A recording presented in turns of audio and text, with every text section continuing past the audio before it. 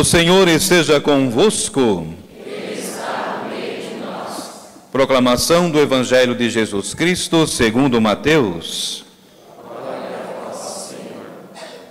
Naquele tempo, Jesus disse aos seus discípulos: Se o teu irmão pecar contra ti, vai corrigi-lo, mas em particular, a sós contigo. Se ele te ouvir, tu ganhasses o teu irmão. Se ele não te ouvir, toma contigo mais uma ou duas pessoas, para que toda a questão seja decidida sob a palavra de 2 ou 3 testemunhas. Se ele não vos der ouvido, dize-o à igreja. E se nem mesmo a igreja ele ouvir, seja tratado como se fosse um pagão ou um pecador público.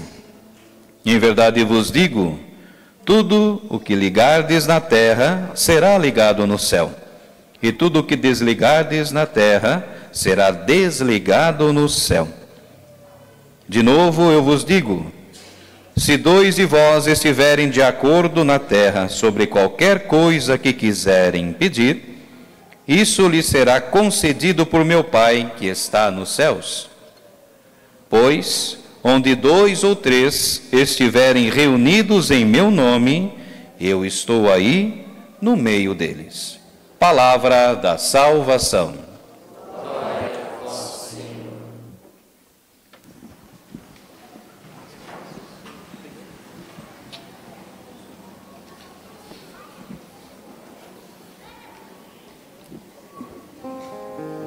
Então podem vir as nossas crianças.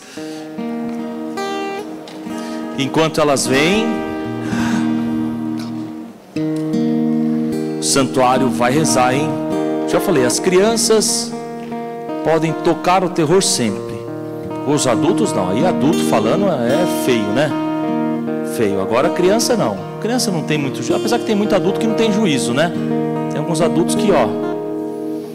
Então, à luz da carta de Paulo aos Romanos, nós vamos cantar assim: Um dia uma criança me parou, olhou-me nos meus olhos a sorrir, caneta e papel na sua mão, só o santuário, tarefa,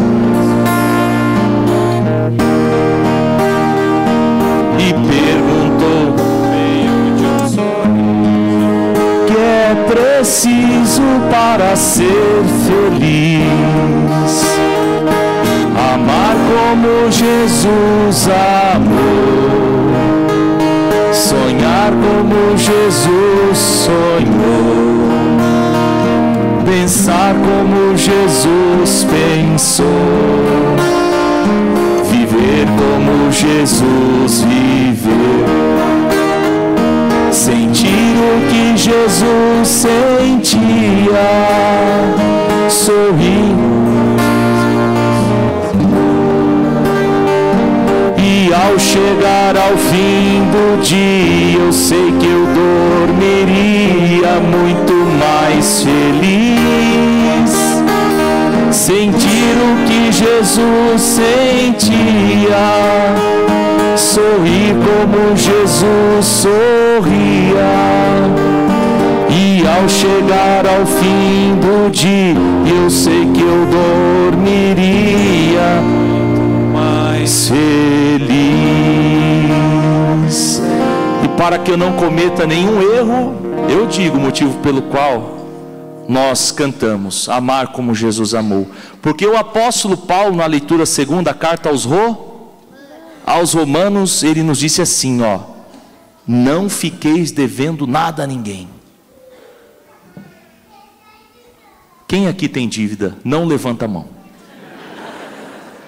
E Joaquim, vou falar para o seu pai e para sua mãe, que está com dívida, hein? Não fiqueis devendo nada a ninguém, a não ser o amor mútuo. O amor não faz nenhum mal contra o próximo. Olha que profundo isso, minha gente. Nenhum mal contra o próximo o amor não faz. E sabe por que o amor não faz mal contra o próximo? Porque o amor é Deus. Portanto, o amor é o cumprimento perfeito da lei.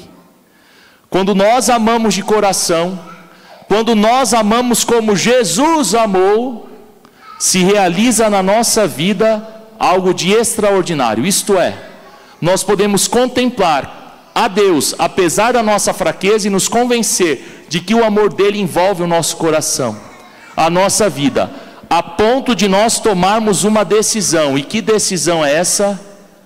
Viver a experiência da correção fraterna. Como é difícil nós corrigirmos o nosso próximo. Quando vocês brigam com um amiguinho, uma amiguinha, vocês chamam este amiguinho, essa amiguinha de lado para poder dizer: olha, você está errado, quero te pedir perdão, não é este o caminho? Vocês fazem assim? Com certeza não, né? Você faz o quê, Joaquim? Sua mãe e seu pai que não escute isso. Não pode revidar. Vou desmaiar aqui de desgosto. Não pode revidar. É preciso ter esta sensibilidade de corrigir fraternalmente. Mas não é para nós ficarmos espantados com o que o Joaquim disse aqui. Porque se ele está dizendo isso, e se nossas crianças falam desta maneira, é porque elas veem em nós mesmos atitudes erradas. Olha a primeira leitura, tirada da profecia de Ezequiel, que mané Ezequias, o quê? A profecia de Ezequiel, chamado profeta da esperança. Olha o que Ezequiel disse, ou melhor dizendo, o que Deus disse para Ezequiel, que Ezequiel tinha a responsabilidade de conduzir o povo que estava no exílio para Deus. Porque sabe, minha gente, quando nós estamos no sofrimento, nós não conseguimos perceber a presença de Deus na nossa vida. E daí nós somos tentados a fugir do caminho. Nós somos tentados a fechar o nosso coração para Deus. E aí Deus confia essa missão ao profeta Ezequiel. Escutem, crianças, mais uma vez, presta atenção aqui, ó. Se eu disser ao pecador que ele vai morrer, e tu não lhe falares nada, advertindo a respeito de sua conduta, o pecador vai morrer por sua própria culpa, mas eu te pedirei contas da morte dele. Olha que responsabilidade é nossa. Nós vamos prestar a Deus contas daquele que morreu, se nós soubemos que este que morreu tinha a oportunidade de voltar para Deus e não fizemos absolutamente nada para que ele voltasse. É uma responsabilidade nossa. Nós devemos tentar de todos os modos. Se você sujar minha túnica, sua mãe que vai lavar. A gente deve tentar de todos os modos salvar, mostrar o caminho da salvação, ou melhor dizendo, uma vez que está sendo transmitido, pode ser que alguém me interprete mal.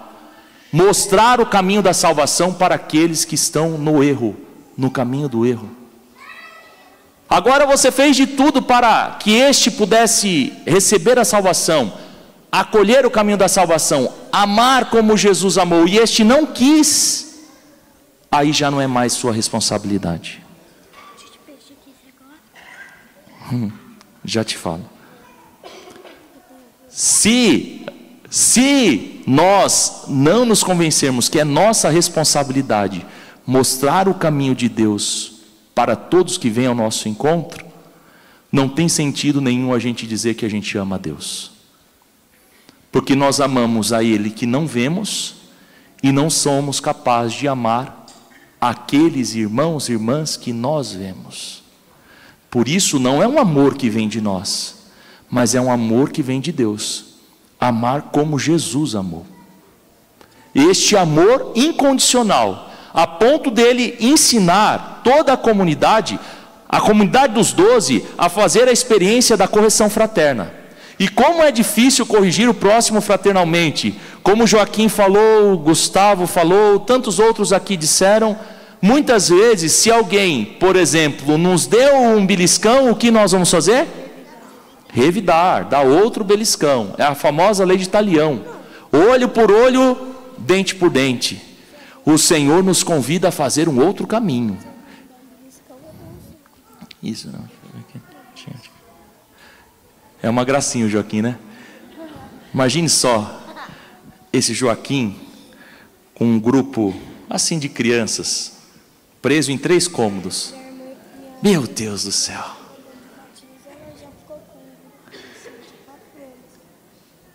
Nós não podemos pagar o mal com o mal, Joaquim. Nós temos de pagar o mal com o bem. E o caminho deste bem é o que Jesus exorta aqui no Evangelho. Olha, Deus não esgota as possibilidades de nos salvar. Lembrem-se sempre disso. Não esgota. Nós cantamos tão bonito no Salmo: se ouvirdes a voz do Senhor, não fecheis o coração. Ou a tradução proposta pelo lecionário: não fecheis o coração, ouve hoje a voz de Deus. Para que nós possamos ouvir a voz de Deus, nós precisamos olhar com atenção para este texto bíblico. Sabe aquele que fez mal para nós? Nós o amamos. É um grande desafio, é o maior desafio de todos os desafios, amar quem nos fez mal. Mas nós devemos amar, porque é o pedido de Jesus. Embora não seja nesta ótica que olhamos estas linhas do Evangelho de hoje, mas eu quero que vocês se convençam, nós devemos nos convencer de que o Senhor não esgota a sua possibilidade, nenhuma das possibilidades para nos salvar. Se teu irmão pecar contra ti, vai, chama ele no silêncio. É tão feio quando um padre chama a atenção dos fiéis na frente de todo mundo. É muito feio. É tão feio quando um ao outro quer denegrir a imagem do outro, falar do próximo, chamar a atenção. Jesus, ele fala para nós com muita sabedoria: se o teu irmão ele pecar contra você, chama ele em particular, a sós, fala com ele. Se ele ouviu, você ganhou ele. Se ele não ouviu, chama 2 ou 3 pessoas. Olha Deus insistindo conosco, para a gente voltar ao bom caminho. Chamou 2 ou 3 pessoas, ele ainda não ouviu porque ele é autossuficiente, existe muita gente assim. Chama quem mais? Ninguém, entrega para a igreja. Entrega para a igreja, e mesmo assim, se ele não ouvir a igreja, daí a igreja deve tê-lo como um pecador público, como um pagão. Veja só, para chegar a este ponto, o que Jesus ele nos mostra? Que ele sempre vai querer nos salvar, que ele sempre vai querer nos dar vida, e é esta vida que nós viemos buscar aqui. Esta é a primeira parte do Evangelho. E na segunda parte do Evangelho, Jesus ainda insiste a dinâmica da oração, onde 2 ou 3 estão reunidos em meu nome, eu estou aí no meio deles. Mas olha, preste atenção, é continuidade dos Evangelhos das semanas anteriores. Não adianta nós estarmos reunidos em nosso nome, enquanto nós mesmos temos o poder para fazer isso, se nós não estivermos em comunhão com a igreja. Porque a missão primeira é da igreja. A igreja, esta que nos acolhe, esta igreja que é depositária da fé. Nós abraçamos esta igreja em comunhão com os pastores e reunidos num só coração e numa só alma. Vamos pedir e o Senhor vai nos atender. E de que maneira Ele nos atende? Ele nos atende quando nós compreendemos que a única coisa que devemos dever é este amor mútuo, este amor para com o nosso próximo. Mas este amor, minha gente, não é um amor para com aqueles que nós nos damos bem. É muito fácil amar quem nos ama. O grande desafio é amar aqueles que fizeram algo contra nós. O nosso próximo é este, é aquele que necessita da nossa proximidade. É aquele que necessita que estendamos a mão, mesmo sabendo que este nem sequer mereça que nossas mãos sejam atendidas. Aí está o grande desafio que todos nós devemos abraçar. A correção fraterna, considerando que o Senhor, Ele vigia, Ele nos guarda, Ele nos protege e ao mesmo tempo, Ele não nos faz perder a esperança. Ao contrário, Ele mexe sempre mais em nosso coração para que tenhamos ainda mais essa esperança que vem de Deus, que transforma o nosso coração, que nos enche de vida. Crianças, vocês ainda não fizeram a primeira Eucaristia, algumas de vocês, crianças, não fizeram. mas vocês podem comungar espiritualmente no coração. Nós vamos receber Jesus na Eucaristia. E recebendo Jesus na Eucaristia, se concretiza na nossa vida aquilo que pedimos no início da missa, que Ele nos conceda a verdadeira liberdade, a herança eterna. Qual é a verdadeira liberdade? A correção fraterna, o amor para com o nosso próximo, a herança eterna. Esta vida que nós já antecipamos aqui agora, assumindo a nossa cruz de cada dia e seguindo a G. Seguindo a quem, Joaquim? Eu vou aplicar um descanso em você para essa semana. Ah, obrigado, gostou? Ó. Sem bicicleta, sem futebol. Olha que correção fraterna linda, né? É o amor de Deus que envolve o nosso coração para que nós possamos cumprir esta palavra.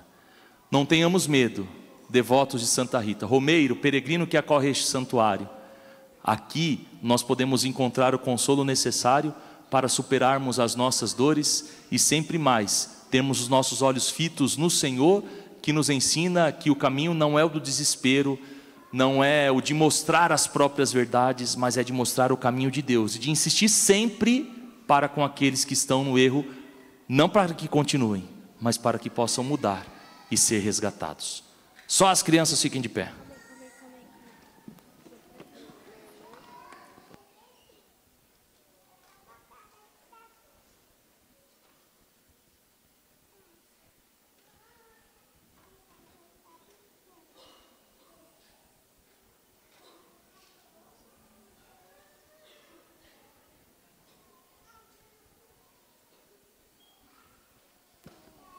Nós vamos ter, se Deus quiser, até dezembro, uma tarde com o Padre Márcio, no shopping.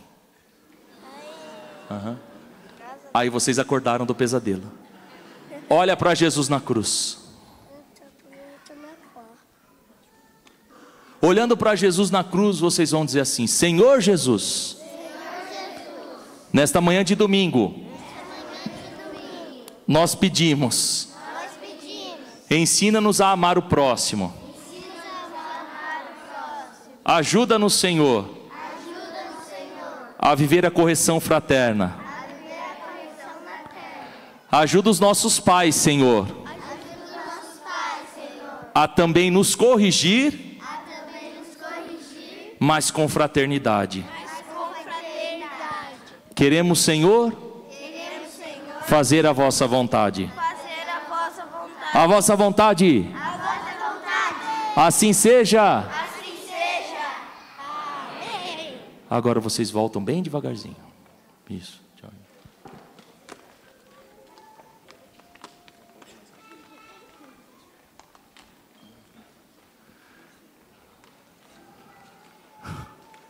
Creio em Deus Pai,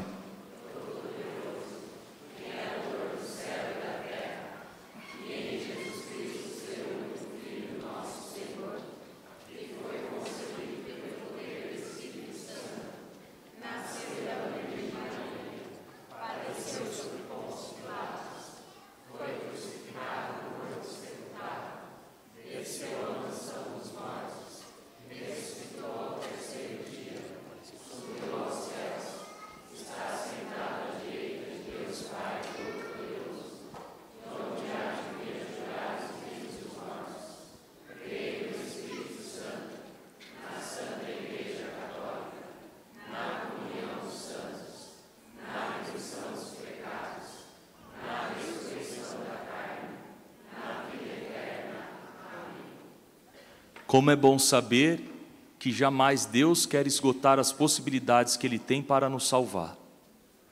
Olhando para a cruz de seu Filho, vamos a Ele apresentar os nossos pedidos repletos de confiança.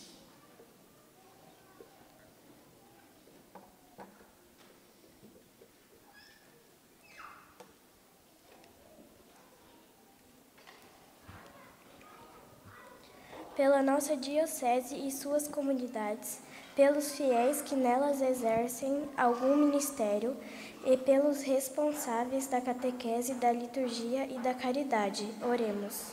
Senhor, escutai a nossa prece. Pelos profetas, sentinelas de Deus, enviadas pela Igreja, pelos homens que trabalham honestamente e pelos que amam o próximo como a si mesmos. Oremos. Senhor, escutai a nossa prece. Pelos voluntários que servem aos idosos com amor, pelos que visitam os doentes e os ajudam, e pelos que colaboram com as instituições do bem-fazer. Oremos. Senhor, escutai a nossa prece. Pelos que são ofendidos pelos irmãos, pelos que sentem a maldade e a diferença de alguém e